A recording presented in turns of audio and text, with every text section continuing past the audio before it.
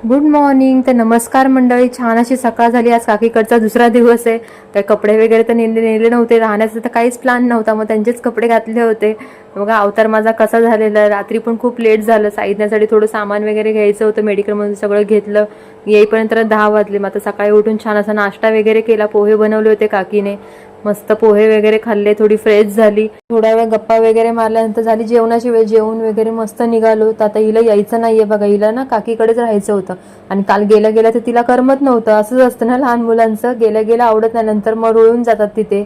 नंतर निघालो स्टेशनला जाण्यासाठी. हिवाळा चालू तरी उन्हाचा चटका एवढा बसतो ना. रिक्षातून उतरलो आणि पोहोचलोय ब्रिज जवळ. तर ब्रिज बघूनच कंटाळा येतो, एवढा मोठा ब्रिज आहे बघा. तर परत चालायचं 15-20 मिनिटं तर त्यातच जातात. शाळेतनं पण झोपून गेली होती, मग पकडली ट्रेन. फटाफट आलो घरी. येता येताच खूप भूक लागलेली आणि तहान पण लागलेली. बोलली दुसरं काय घेण्यापेक्षा तेलकट आपण फ्रूटच घेऊया, म्हणून फ्रूट घेतले पार्सल आणि घरी आलो. तर 2 दिवस खूप मजा केली बहीण भावांसोबत. असा होता आजचा दिवस. भेटू पुढच्या ब्लॉगमध्ये. तोपर्यंत